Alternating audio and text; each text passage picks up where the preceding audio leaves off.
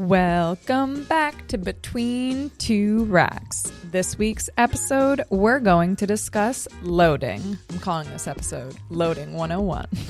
So let's kick it. I believe that loading is one of the most crucial skills trainees, like not only coaches, like obviously coaches need to understand it, but also trainees, because there will be instances where your clients aren't always working with you or online clients. And I know loading personally for me, once that clicked and I really understood what it is to properly load my sessions, it was the biggest game changer I had really seen in a really long time. And we know that obviously if you're lifting weights, loading is a part of it. But what we're going to cover today, we're going to discuss session loading, mesocycle loading, block loading, macrocycle loading, loading for metabolic-based training methods, loading for power. So we're going to discuss everything that we believe is, not everything, because even when we decided on this outline for this episode, it was hard to just pinpoint what we were going to speak about, and we have a lot of items to go through. But to get started, Steph, I know recently when we were doing some education, you kind of just did like a little speech on loading, and that kind of covered like your take on loading, the issues you see with it, the importance of loading. So I'm just going to turn it over to you and let you say whatever you want to say about loading. Well, so to me, loading is, like you said, is so crucial because like in the 80s, you had like two scientists, McDonough and Davies, and what they came up as a mission statement from the research they did is they established that the single most important element that dictates the training response is the actual load imposed upon the muscle. So in that sense, loading is everything. And the issue that I see with trainees are, and I see issues with like novices, but I also see issues with experienced lifters, but it's different aspects. Yeah. So the novice, it's mostly like they struggle to have a perception of their RM load. So the entire first session, let's say they're doing 4 sets of 10 of squat, they might not even know where they stand in terms of reps in reserve. Like what was the actual effort they did for these 4 sets of 10? They don't really know. They're guesstimating. They don't have a true understanding of effort. So then they're wasting a lot of time on a session-to-session basis, figuring out the load. And then because of modern program design constraint, by the time their month is completed and they switch program, they might not even have reach anywhere near their actual 10 RM load. And then with the more experience, it's not as much a session-to-session perspective where I think they mess up load, is they tend to disregard load on a long-term perspective. And what I mean here is if they go and revisit an exercise, they forget or they don't take the time to go back in their training logs and, okay, last time I did decline, easy bar, tricep extensions, what's the weight that I used for 8 repetitions? And then they might be like far off of this. They might, so it's just a waste of time. And then you also have the aspect of not necessarily understanding, and I was talking with Pork about this morning, but let's say you did a seated good morning in your training at one point. And let's say you used 100 pounds for 8 reps. And then later on, you have a standing good morning. And you don't, take the time to make sense of this. And you're just guesstimating. You're like, standing good morning. I'll start with 65 pounds. I don't know. And then you start with 65. And you're like, that was kind of challenging. So then the next workout you go up to 70. And then you're super conservative. But not understanding that the standing good morning, you should be able to load significantly more than the seated good morning. So if you did 8 reps with 100 on seated good morning, well, you should be able to use at least 125 Sure, you just on standing good morning. People. They're like, wait a second. No, but at least if you pay attention and you take the time to think about the loading, you'll make better decision and you won't waste as much time. Yeah. Like it's not like with the most experience, it's a little bit more straightforward with the primary movement that they're used to do. But those like more obscure remedial or assistance exercises, sometimes I think that there's a lot of misunderstanding of loading. Before we dive into the first section, Porrick, is there anything in regards to an overview or importance of loading that you want to touch on? Well, it's just sort of tag on from what one thing Steph said, because he brought up that trainees, especially novice trainees, don't really know when you're asking them RPE or reps in reserve.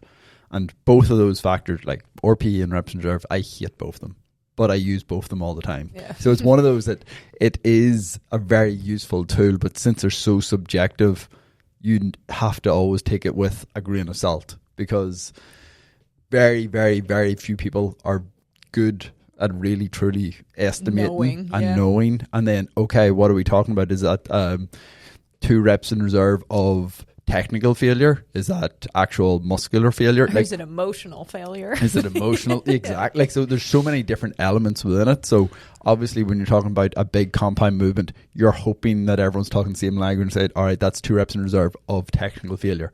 But if someone's on a leg press and they're like, oh, that was 2 reps in reserve of what? Yeah. I've never seen someone really truly in 2 reps in reserve on a leg press, because you don't really know. Like, it's one of those that until that sled stops moving, you don't really know how much more you can do, because it's just one of those exercises you can keep grinding and grinding and grinding. So it just gets a little, it's hard to use, but it's very valuable with the right clientele at the right time, and convey the message of the output you're looking to try to achieve in that moment. But it's limited. I think one thing before we move on to is to discuss is the whole 1RM continuum and RM load, and how we use those numbers to guide so much of the loading, because we're going to go into session loading, and the first part will be A series. And when we talk about A series, we're talking about the primary compound movements, no matter where they are in your session. So we always say A series by default, but sometimes it might not be the A series, but it's the primary compound exercises. So I think we need to discuss the 1RM continuum. And I recently had a friend who's not a trainer start working with us in our online group programming. And he sent me a message and he said, I don't know how much of this is just kilo lingo. And his example was RM load. And then I was like, that's not kilo lingo. That's just actual strength training lingo. And it's funny because we're inside our little bubble so much, but it's very true that most trainees in a gym don't necessarily know what the 1RM continuum is and understand what an RM load is. So I think that's something we should discuss before we move on. Yeah, so RM loads, obviously RM loads are how many reps you can do of a specific lift with so much weight or percentage of load compared to your 1RM. So your 1RM is seen as the 100%. That is 100%. That is your maximum that you can lift in that exercise for 1 repetition. So that is the most intense concentric action that you can complete. And then everything after that is less of a percentage, but it can be individualized, but there is somewhat standardized 1RM continuums, and I think, what is it, 6 or 7? There's like 8. Yeah. 8, yeah. But so for us, the one we use is 2 reps is equal to 94%, 3 reps is 90, 4 reps is 88, 5 reps is 85, 6 reps is 83, 7 reps is 80, so on. We don't need to keep going. I was going to say, are you going to go all the way to 20? I can go to 20 if you want. But so what that means is if you're using 80% of your 1RM, you should be able to complete 7 reps, and that 7 reps should be a maximum load. But for us, we always generally, very, very, very, like most of the time, generate our 1RM continuum based on estimated 1RMs and training loads. So we're not testing for 1RMs most of the time. We're using training data to then give us a predicted 1RM, so that every time we pull from those numbers, it is relevant for training numbers and not testing numbers, because testing numbers can be significantly higher than what you're able to do in training on a day-to-day, week-to-week basis, and doesn't really take into account the fatigue generated in the build-up to that exertion. So if you test and all you're doing is going in and building up and doing singles to you hit your top load, you say you hit 110 kilos or whatever it is. But if you were to do a rep scheme that ends in a single, so like say 5, 4, 3, 2, 1, and you're doing set 1 at 85%, set 2 at 88%, and so on, all at RM values, you're not going to be hitting 110 on that single at the end of that, because you have generated fatigue throughout that session. But that single you were able to achieve is a much more relevant number for your training data and to pull your RM loads from, because we're not trying to test our strength while strength training. We're trying to train our strength. So we want to have the numbers relevant for the amount of fatigue that you should be under within that session. Yeah. So I think that's a huge thing. That nuance is huge. It's huge. Like, and this is where, like, I think a lot of coaches might make mistakes is if they're using tested 1RM values and then they use these values for their programming, because Porrick's point is absolutely crucial. If you're doing a stage descending 5-5-3-3-1-1, there's no way that your sixth set of single, you'll be hitting your actual tested 1RM value. So then it screws everything up. And then it creates way more strain than what the actual planning was meant to. Yeah. And if you're using that to set the loads, then you're most likely not going to hit those reps for any of them. Exactly. If you're using that. But that's why, like, we barely ever missed reps with our primary movements, because we base everything off of these estimated values. And then if you go and like look at some of the Eastern Bloc training, a lot of them, they will take their 1RM from a competition or from testing, and then they'll use 90% of that to set their training loads. Yeah. They don't use that 100%. They know that is not a feasible thing to use for training loads. So I don't know where it came out of that people thought training RM or testing RMs was a good value to base everything on. Like, it's fine if you're going to be super conservative with your percentages, but if you're training to if you're using to predict RM loads, it's not going to work well. Just for anyone who maybe isn't a coach that's listening or new to training, RM is repetition maximum. It's like the one thing we didn't say. And then also a huge part of this, and I'm shocked sometimes because I still have conversations with coaches that aren't actually tracking. And this is truly shocking to me in 2026, and I completely understand there are those of you out there that still like pen and paper.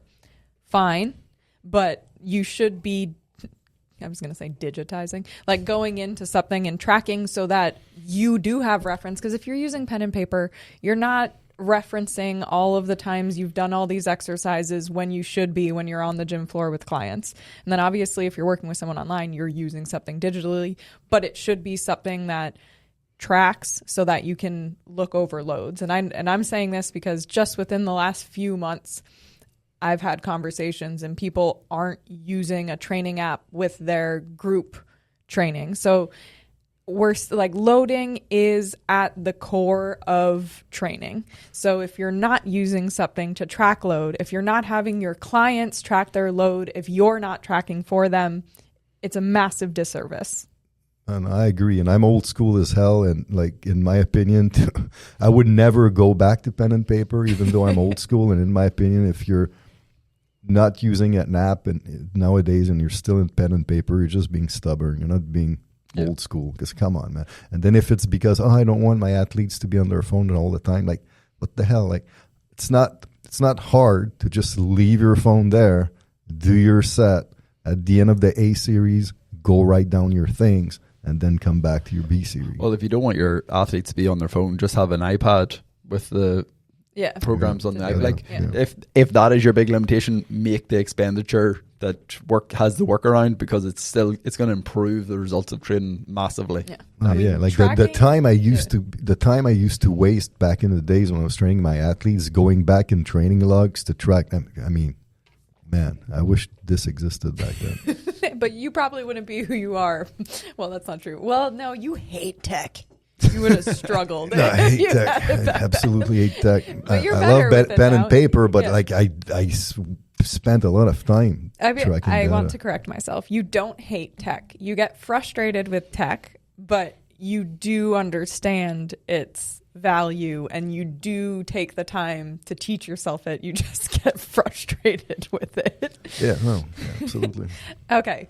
Moving on to the first part, we will discuss session loading. So like I mentioned, we're going to start with the A series primary compound movements. And I want to start, well, it kind of is up to you guys, because I know we want to go through constant, step, complex, and buffers. But is there one that you want to start with first? Constant, loading, where do you want to start? Can start with step. Okay. So, but I just want to add though that when it comes to loading, a lot of people are against percentages. Like there's clans of coaches. The more traditional love the percentages. I love the percentages, and my biggest influence back in the days, he hated percentages, but I love it. No, Charles. Oh, Charles. Charles was not a fan of percentages at all. He only believed in RM load, because the argument was that if you're using percentages, you never know on any given day what's your readiness going to be.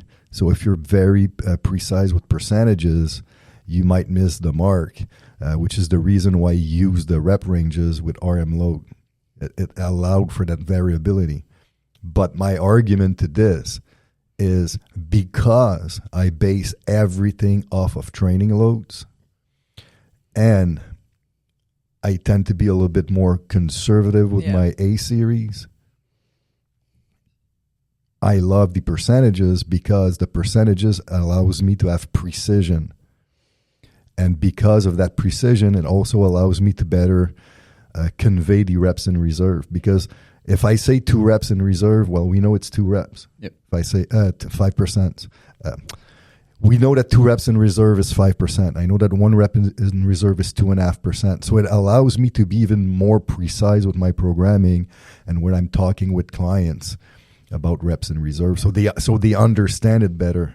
But I do also wonder if the love of RM loads and that rep range came somewhat from the more short-term periodization that he was more involved in, because you can be so much more aggressive and train, like you can go all out very regularly on a short-term perspective, but if you're training someone from years consistently, that more conservative approach to the A series really does reap a lot of values. Yeah, that's true. That's a fair point, but also I do like the RM loads, but more for the assistance remedial work when it's 2 or 3 sets, and the exercises are more random, and you don't have as much data tracked to establish your loads. So that's a good point you open up, because that I just want to say that the percentages we only use with the primary compound movements. That's it. As soon as we're getting to like more remedial type work, I'm never going to be like, okay, on your external rotator, elbow on knee, we're going to be training at 74% of your 1RM. No, that's not a thing. But with the big primary multi-joint, I think it adds precision and continuity with your training. Yeah, not to throw a spanner in the works. The only time we'd use percentages for that sort of thing is if you know at the end of the 3 weeks that you're trying to hit a strength ratio. Yes. And you're working towards the strength ratio, but it's not of a percentage of that exercise, it's a percentage of the mother lift. And then it's just like, okay, I know if I want to get there in 3 weeks, I'm going to start 5% less and slowly build towards it. Yeah. How to make it even more complicated before we even start talking about ratio percentages. We're not talking about that. I'm just saying there's more layers to shit. Yeah. Step loading. Okay, step loading.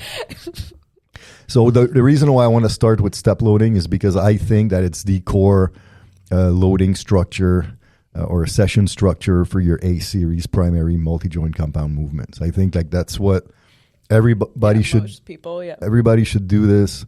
Get good at it. It should be the core of your training. Don't try to be fancy with complex rep schemes right away. So step loading assumes a standard rep scheme. So 5x6. So when it's just one rep, like that. Well, not one rep, but a number that you're aiming for. Yeah, exactly. So 5x6 is a good example of a standard rep scheme. So now you would use step loading. So step loading assumes that we're ramping up the weight from set to set, leading up to your RM load on the last set. So you have one exposure at peak load, which is the last set. And then you have, in this case, 4 sets to ramp up to that peak load. So typically, the number of sets dictate the intensity range you will be using for your step loading. Generally, in our program design, the primary movements, we're using 4 to 6 sets.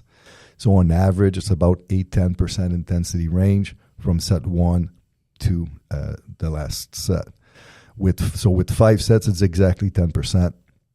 So if our 6RM is 100, then we need to take 10% of 100, which is 10. So now I know that 100 is my 6RM load, and I'll be using 100 on set 5. So now you subtract 10. So set 1 is 90. So now you start at 90, which you're 10% below your RM load. So that first set should feel somewhat easy. Okay, like it's like you're basically at a 4 or 5 reps in reserve. So now this allows you to rehearse the movement pattern. So it's good because you're actually building or improving the skill of the movement. So you're improving intermuscular coordination. Set 2, you move up to 92.5, a little heavier. You're still rehearsing. Set 3, 95. It's starting to feel heavier. Set 4, 97.5. Pretty challenging. Set 5, 100. So that set is challenging because you're using your training 6RM. So by the time you're finishing that 6th rep, like that concentric is a grind, and then you're done. But now what's interesting is you mitigated fatigue because that 30 rep volume on that movement was not all done at RM load. So it's way more manageable, but you add the volume that you plan for, you add plenty of technical rehearsal to improve intermuscular coordination, which is crucial to strength development. You add an exposure to a peak load to teach the brain exertion and grind and what it is to lift heavy loads. But then if you look at the average load lifted here, well, in this case, it's 95. So then your average load is 95. So that's a 5% buffer. So you have a built-in 5% buffer with 5 sets as you're doing your step loading. So it's a very good way to mitigate fatigue, create technical rehearsal, while still teaching the grind of heavy loads with that peak exposure. So, and now, the more sets you do, the wider the range you will be using. So, for example, if we're doing 9 sets, you'll be using, what is it again? 9 sets, something like 20%. Yeah, it's 20. It's 20. Yeah, it's 20%. So 9 sets is a 20% range. So now you have a larger window of progression. So now if I'm doing 9x6, my set number 1 is at 80. So 80, 82.5, 85, 87.5, 90, 92.5, and on and on. So that's how it works. So basically, each set you add 2.5%. Okay, so that's how it works. Yeah, and step loading, like it should make up like 90% of your year. Yeah, like it is the most valuable tool when it comes to loading the A series, especially when you're using the sort of volumes that we're prescribing. If you're going with a lower volume approach, okay, maybe you can get away with more constant loading. Like if you're like the classic powerlifting that you go in and you do 2x3 or 3x3, okay, you can probably do constant loading with very predicted loads. But once you're going into those higher set ranges where you're trying to develop more qualities and intermuscular coordination and develop the skill of the lift, it's really, really beneficial to have that step load. But can we, like, no, it's not, no, never mind. What? I was going to open another window that has nothing to do with loading, but that could have been interesting. What is it? Well, we firmly believe that you need volume to become stronger. So to just do 2x3 or 3x3, if you're really strong, if you're at a high level already and that's your training, fine. But a newbie, a novice or early stage intermediate who's hoping to be really strong, just training with 2 sets, it's a complete waste of time, because there's no way you have enough rehearsal to develop intermuscular coordination. And without intermuscular coordination, your ceiling of strength will be way too low. Yeah. There's a reason Hathor Bjornsson can get away with doing 2x2 and 1x3 and whatever he is doing, because, well, firstly, it takes him 10 warm-up sets to get there. Yeah. And then he's got so many years of lifting under his belt that everything is not, there's no need for technical rehearsal anymore. It is just building up the low tolerance of the muscle so he can express his full force at different times. So it's very different. One thing with step loading, and this is coming more from like the trainee side of it, is what you explain covers what I'm about to say. I'm just saying it differently, but it's an issue with step loading that people do. And I know I've been guilty of this when, okay, so I have a new program. I have 6x4. And then so I know where I should be starting on week 1. But then I get cocky and I'm like, I'm feeling good today. So this is something I know most of the listeners have done as well. So you increase the load in week 1 on set 3, say, whatever. So you make a bigger jump than you should have with the prescribed step loading on week 1.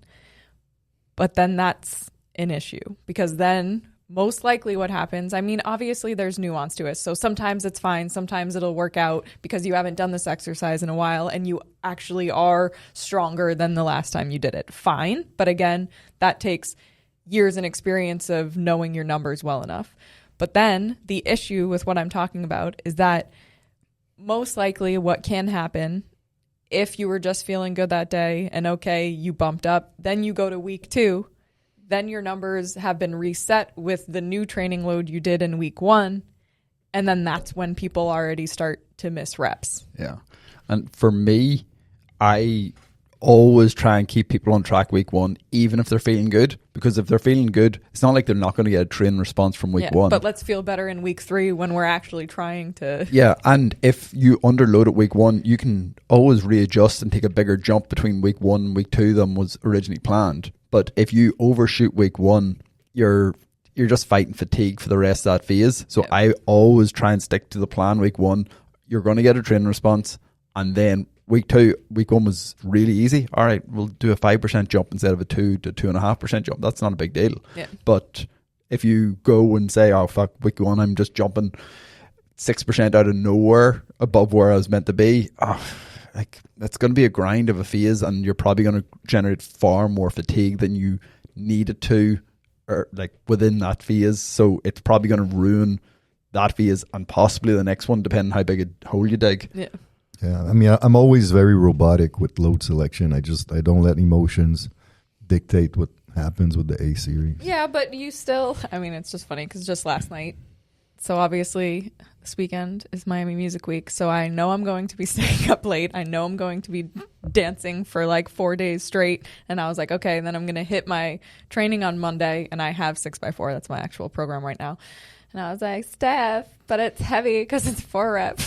So should I like do more or something? And he's like, no, just do the weight you did for 6 reps in your last phase.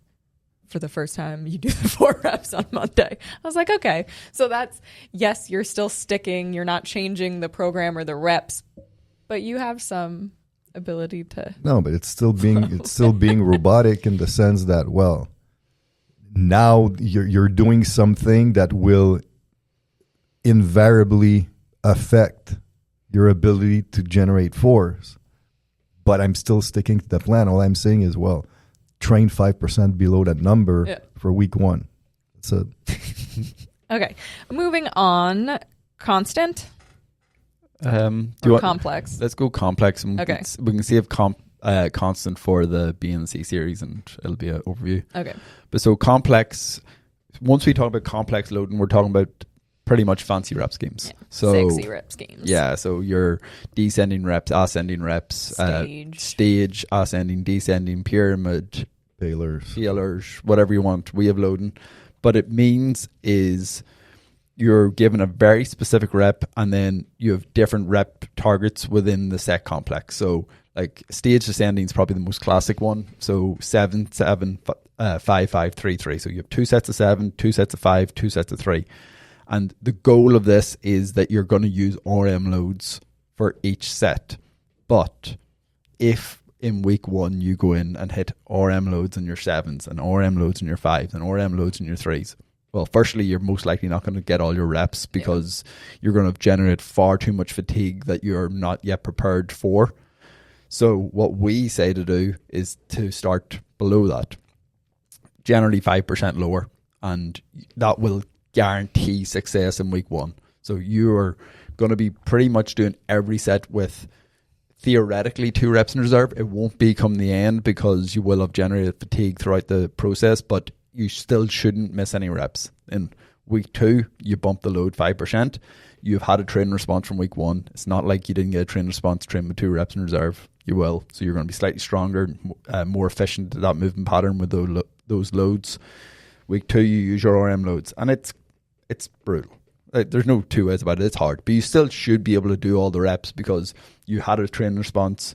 You're using training RM loads. You're not using testing RM loads, so it is an achievable load. Then week 3 is the killer, and that's when you go 5% above. Assuming that you think that's achievable, you can go less of a jump.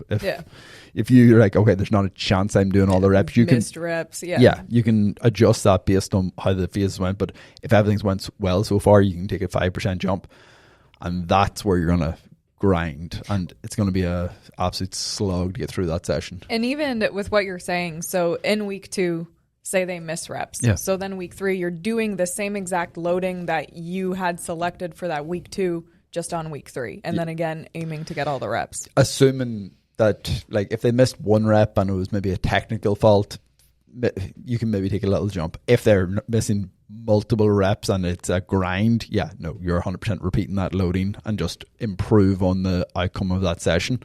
But complex rep schemes should be reserved for specific time points that you're really trying to drive a training adaptation, because they are much more demanding on a recovery aspect.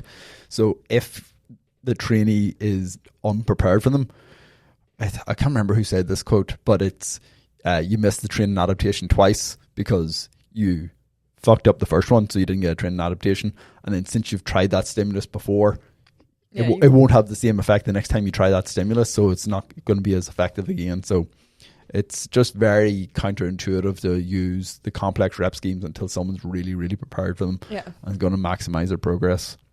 Yeah, I'm trying. Like, I remember that quote. I'm trying to remember who said that. Like, I know I've heard Brian Mann say it, but I don't think he said it. Yeah, but that's a strong point. And I mean, complex they're grinds. They're really hard. It should be reserved for more advanced trainees. But it's funny because I think, again, the issue being people use them more often than they should. But because they're not good at loading, it's not really a grind. Yeah. You're just doing 7 reps at a weight, doing like... you're just missing the point of, you're not training. The rep scheme, which is more of a like trying to teach the brain to record the process of lifting a given weight for a certain amount of reps. But which isn't easy once you're really working at those RM loads if you've never done it. Yeah, but it's really important to like the whole like missing rep thing. So like Pork was explaining, if you missed 1 rep, whatever, it might not be that big of a deal, might be technical, so you keep bumping up. But if it's multiple reps, repeat the same load, because yes, intensity is king. Like intensity is what dictates the training response. So everything stems from intensity, but in the context of your volume prescription, because intensity on its own means nothing if the volume is not associated to it. So you need the volume to amplify the response of the intensity. So if you decide to go up, so you missed a bunch of reps and you decide to go up 5% week 3 anyways, well then, yes, you're going to lift more load, but there's no way you're going to hit that 7,755, that's what, 30 reps. You're not going to hit those 30 rep volume target. You might hit like 18, 19 reps. Yeah. So now you're not getting the training effect that you wanted to have from that training. Yeah. So there's no point. So you're better off sticking the same load and hitting your volume target. You're actually going to have a greater training response because you had more rehearsal. Yeah. And then we did a podcast, it was a long time ago at this stage. Yeah, it was like episode 7 or something. On rep schemes, specifically. So if you want to know more about this specific complex rep scheme loading, go to that one because rep it's schemes demystified. Yeah, just because that was over an hour of us talking complex rep schemes, so we shouldn't get into it again now. Moving on to buffers. Yes. So buffers for us is just we're prescribing a very specific load to be completed, most likely in a submaximal fashion. So there's loads of ways you can use buffers, but that's when we say buffers, that's what we generally mean. So we're taking a low amount of reps per set, generally somewhere between 2 to 6, most likely 3 to 6. It's hard to really do it with 2. And we are hitting our training volume goal for the session, but in a sub-maximal fashion. So we're going to be using loads generally between 70 and 80%, but sub-maximal reps. So 2 or 3 reps up to 6 reps, and then increasing the amount of sets that we do to hit the training volume goal that was set out for that phase, but doing it in a manner that every set is going to be of higher quality. The velocity of the barbell is going to be faster. There's going to be more intramuscular coordination properties developed because every set's going to be done in a less fatigue state with higher quality of movement. So it's a way we can still get the training adaptation, still hit the volume load, still hit the total volume that we're looking for that phase, but induce less fatigue and manage the stimulus a little bit better for stronger athletes. Yeah. It's probably the easiest way to put it. You could use it with not as strong of athletes as a technical rehearsal phase as well, but it's not going to drive as much of a adaptation. It depends. It's not going to manage fatigue as much because that's the bigger thing. They're not generating it. They're not generating enough fatigue, but it will actually really improve their skill rehearsal. Because with the experienced athletes, we use the buffer as a fatigue management tool and at the same time as a revisiting intermuscular coordination. Yeah. But with the more novice or early stage intermediate, you could use it as a intermuscular coordination building tool, but at the same time, the novice still need to understand the grind of heavy lifting. Yeah. So you're still going to have very huge benefits from using step loading, but it doesn't mean that there's not phases, especially with a lift that the trainee might be struggling on a technical perspective. Yeah, because you don't want to push the weights on them. Yeah, so the buffers might be actually useful. Yeah. Yeah, like when I did the intramuscular coordination seminar, I explained it like a U-shaped graph. Like it's very useful for the novices. It's not that much for the intermediate, and then it becomes really useful for the advanced again because of those points. So you can really teach technique for the novices. Intermediate, they've got the technique down. Step loading will work really well. And then when you get to advanced, it's not as much about the technique, but it's developing more intramuscular coordination and managing fatigue. So it's for different purposes at different times. Like the listeners might feel that Pork and I talk about intermuscular coordination very often, but it's honestly like one of my favorite topics because I think that it's that secret sauce that every coach should know, but that nobody really understands and nobody talks about. No one talks about it. Nobody ever talks about it. But it's it's at the basis of building strength. Because you can't see it. Yeah. No one talks about it. But it's at the basis of a lot of well-established strength programs. But they just don't say that that's what they're doing. Driving. So obviously Bompa has a very specific phase for intramuscular coordination, but he's the only one that specifically says that's what he's going out to develop. But like, say Jim Wendler's 5-3-1, your starting percentages are extremely low with low reps.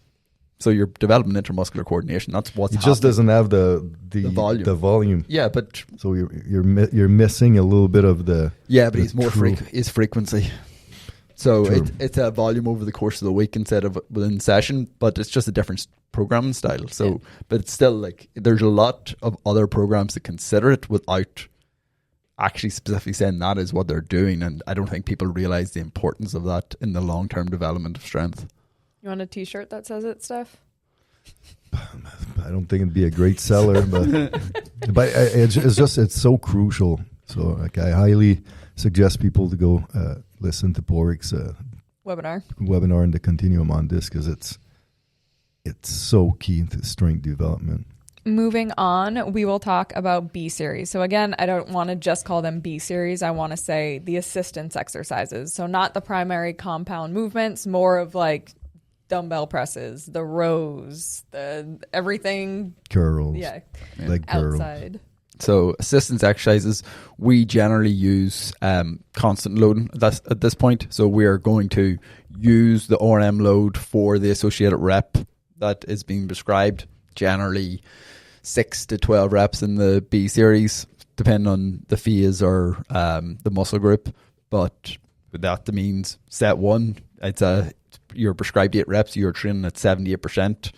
Obviously, since these exercises we don't truly ever test like extremely low reps in, it is training data driven numbers 100%. So you're looking at most likely what you've done between 6 and 12 reps, and that's given this training software hopefully your RM load. So you're going back and you're trying to do that, but the last time you did an 8 RM, you go and try and use that load again, and you try and do it for all 3 sets. If you did it for all 3 sets, the next time bump it up 2%. If you didn't do it for all 3 sets, you use that load until you can get every set of 8 reps. And it's that simple. And most people either fuck it up by never getting to never getting close to their 8. So they're like, oh, I can do 8 here, and they do 6, 4, 2 or something like that. And then other people are always so conservative that they get 8 across the board, and like, all right, so what they start with, and if they truly do one all-out set, is like a 15 RM. Like, okay, cool. Yeah.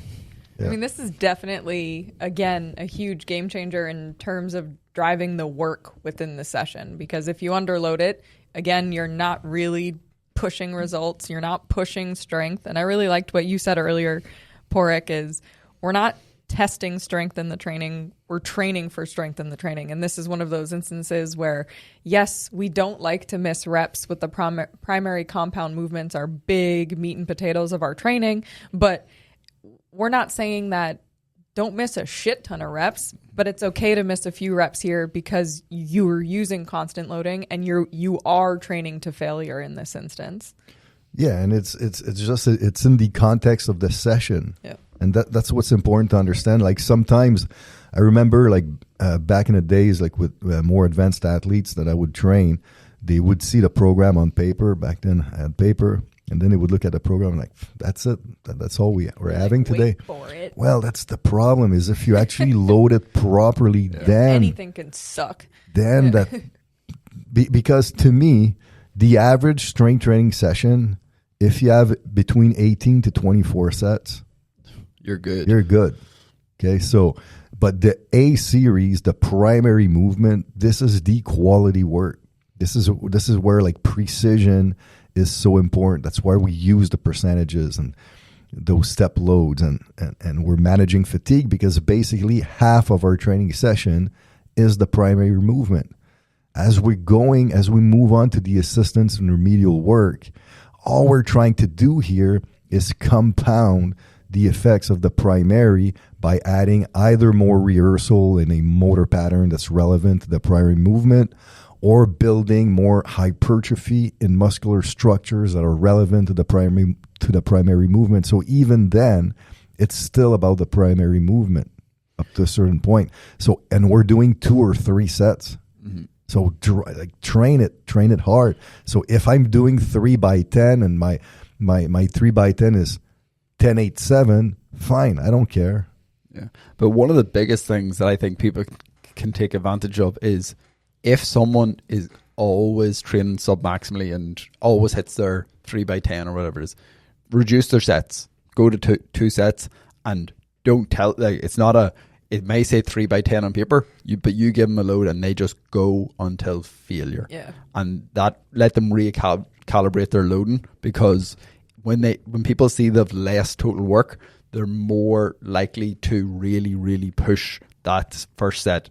If someone knows they only have 2 sets of biceps for the full week, they're going to push that set so much harder than if they know they've got 6 sets. So it's one of those that if you see, oh, I've only 2 sets, and you're told, all right, I am going until this weight does not move anymore, they're much more likely to actually reach failure, and then you can readjust their loads from there. And within 1 session, you'll now know where they need to be. Yeah, personally, even with the B series and sometimes the C series, depending on what exercise it is, for me, if it happens and I realize during the set, I'm like, holy shit, I fucked this up selecting my load. Like, obviously, if I'm a couple reps in and I realize it, I adjust, I change the weight.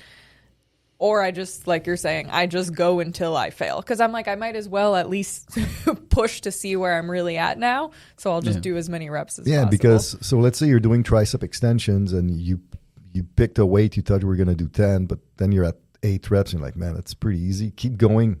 And even if you do 18, well, okay, now at least you have I know what that is. Yeah, and then you have something to mathematically rearrange the load so you can set yourself up properly. And even as a coach on the floor, you can do that. Like, just have them, if you're realizing, because they might think that they're going to be good at 10, but have them just keep going. Yeah, because in the end of the day, someone comes back to like the whole Zasiorski's with a max effort method, with a repeated effort method, with dynamic effort method, and with a sub-maximum method.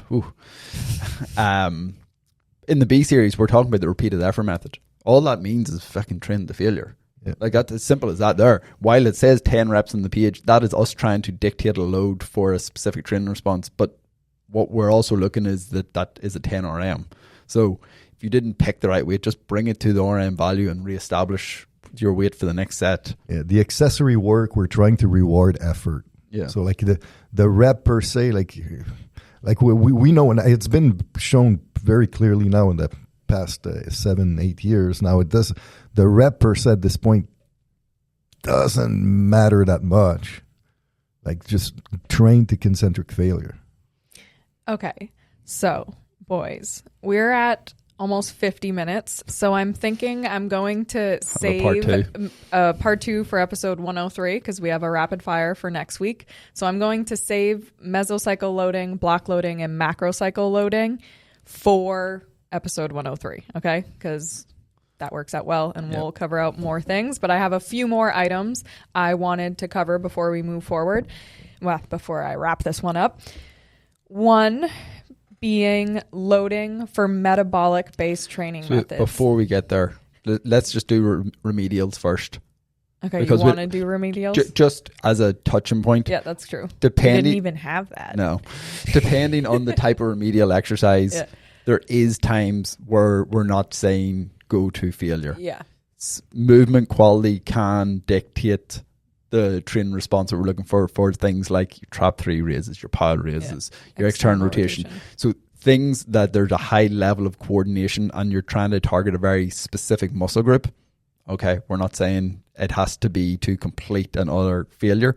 You still want to train them hard, but within the confines of perfect technique. Yeah, is the big thing. Whereas when we're talking about leg presses, leg extensions, curls, tricep extensions, failure perfect. But that's the one place where it's not just a blanket statement, train everything to failure. It's no, you have to take it in the context of the movement pattern. But it is, again, understanding that even with, because it's the same thing, with trap threes, with step ups and those types of exercises where you're not necessarily training to failure, but then it happens that by default, people are underloading those exercises and using the same 10 pounds or 7.5 pounds every single time they go to hit those remedial exercises. Yeah. So there's still progress. Progress is required. Yeah, but a lot of people, though, that like, when you see this, people always using 7.5 pounds all the time for their shoulder remedials. It's typically, what I would say, is people that did not consider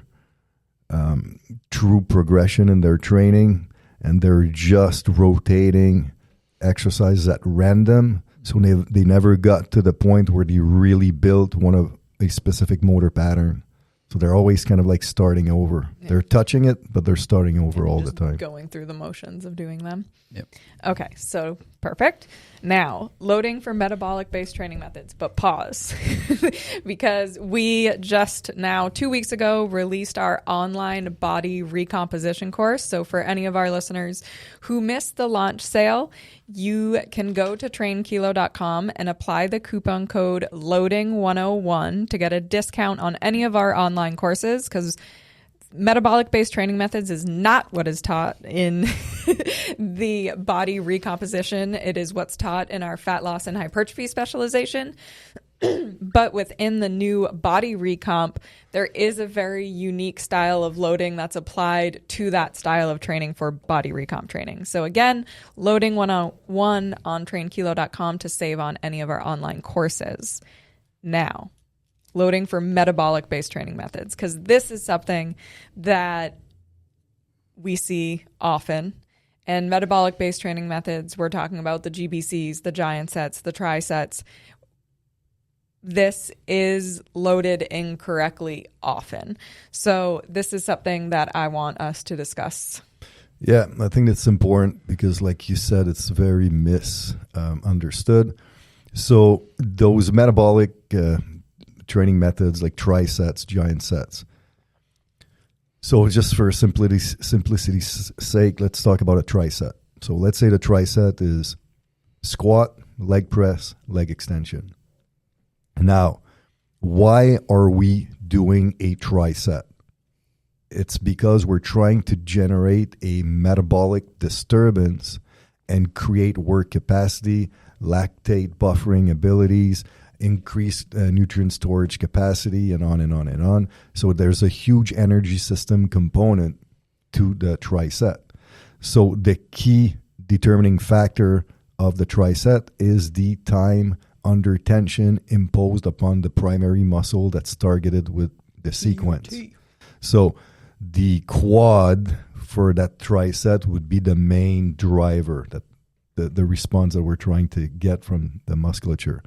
So now we need to drive a metabolic response. The TUT is what we're aiming for, but we want TUT with load, of course. But you see two things. You tend to see with the more advanced people, they're going to load their squat at, so let's say the sequencing is 10, 12, 15 in terms of reps. 10's for squat, 12 for leg press, 15 for leg extension. So they're going to use a 10 RM on their squat. Then they're going to guesstimate the leg press, guesstimate the leg extension, because it's hard. Like to be honest, you can't really, there's no mathematical equation to figure out the leg press and leg extension weight at this point. And it's so, individual. Yeah. But now what happens is you're going through set one, and then it's really, really hard, but you did your reps. But if each and every set of the 3 exercises, you were basically training at RM loads, what's going to happen is on round 2, you won't be able to hit the reps. So it's going to look like 8, 9, 11 reps. And then if you maintain that weight, round 3 is going to be 6, 7, 9 reps. And then set 4, and then set 5.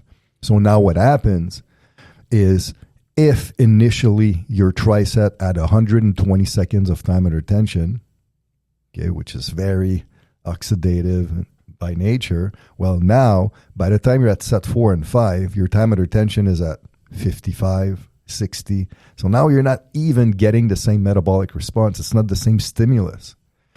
So what you need to do is you're better off being super conservative with your loading strategy so that the first round almost feels easy. But you maintain that weight, second round becomes more challenging. Third round becomes more challenging. Fourth round becomes really, really hard. Fifth round is a grind. So that's what you want, because you're trying to build your ability to tolerate that type of stressor. But in order to be able to build a tolerance to that type of stressor, you need that type of stressor in each and every round.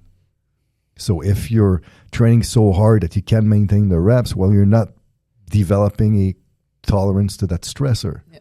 So be conservative. Like, honestly, like a 40, like slash the weight 40% in your first exposure if you need to. Well, and again, this is a huge part of, you're not really supposed to be using these methods with the pure novice lifter, the pure There's beginners. No reason. Yeah, exactly. So like when you're able, because if you do, well, they're not strong. So that load, when you're then doing nothing, it's not hard for them. You're not generating any type of metabolic response to the training. So again, just as a reminder, this isn't something you're using because those lifters don't have the intramuscular coordination yet to drive any results from this type of training. Yeah, it just won't be enough load to really disrupt anything, to create any type of change. Yeah. But the good news, though, is these types of adaptations, they occur somewhat rapidly. So if you stick, so let's say you do a fat loss specialization macro cycle, by the time you get to week 9, 10, 11, 12, like your conditioning and your ability to withstand that type of training will be so much improved that now you're actually going to be able to train way closer to your RM loads and actually being able to recover from it and keep repeating it. And this, if you get to that point, that's a sign that your conditioning is high level. But if you're used to classic strength training all the time, and then you throw in a tricep out of the blue, and you try to train at RM load, you're not even going to get the training. Like, first of all, you're going to be sore as hell. Yep. But you're not even going to get the training effect because you'll be too short of what the actual system was meant to dictate. Yeah. Yeah, like most people need to load it that way. There's no two ways about it because they don't have that level of condition. Once you've built that level of conditioning, then you could start closer to your RM load and then reduce the load. Yep. On a set-to-set basis, but it is so much more demanding that it shouldn't be your first exposure to that system when you're doing that. So say you've done a fat loss phase or a hypertrophy specialization phase, and the second time or the third time you come back to it, you maybe say, all right, I'm going to go close to my RM loads and then drop it by 5% load, maybe 10% load, depending on your fiber makeup or your work capacity on a set-to-set basis, so I can maintain the reps, because in the end of the day, the reps and the time under tension is what's driving the training response much more so than the load on the bar in these situations. But it still needs to be hard. Yeah, but so like JM, my friend, that's a rower that I've been training forever. Well, him, like he's gone through a lot of these types of macro cycles, but he's conditioned as hell. But like we build him up to that level, so he's able to withstand these types of loading. But he loads the way Porik described. He starts hard, and then we drop as needed. If round 3 starts dropping reps, then we decrease the load. But now what happens is now each round is done at full intent, but he's still maintaining the proper time under tension and the proper energy system demands.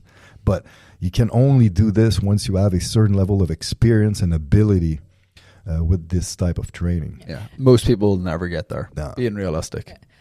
I don't think I just missed this, but when you're setting up from week to week, how do you want them to do that? You still want them to increase the load, assuming that they're able to maintain the total amount of reps and the total time under tension. If they weren't able to do that, then they obviously have to stay at the same load. But say you went in and you were conservative week 1, they got through everything, but they found it hard. Still bump it, because they're going to have a training adaptation from that first week.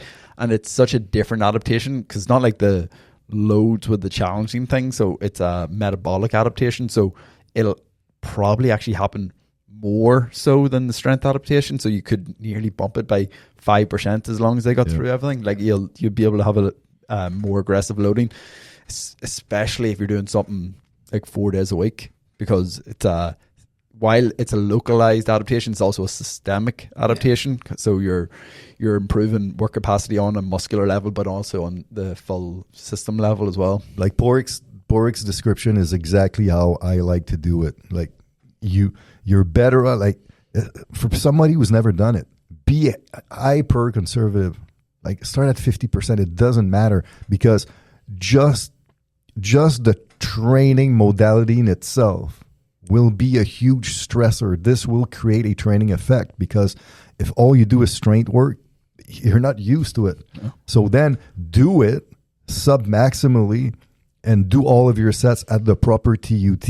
You'll get a training effect, but at least you've completed all your reps. Then bump the load on week 2, bump the load on week 3. So at least you have this sense of increased performance, but you're still getting the training effect because the stimulus is so different.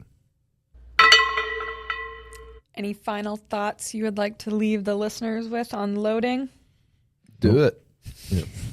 Do it properly. Just pay attention. Like, take it seriously. Track it. It's so important. Yeah. And again, part of it is also analyzing the data as a coach, like looking back, looking at the loads from week to week, from session to session, like what are your clients doing and what's happening with them.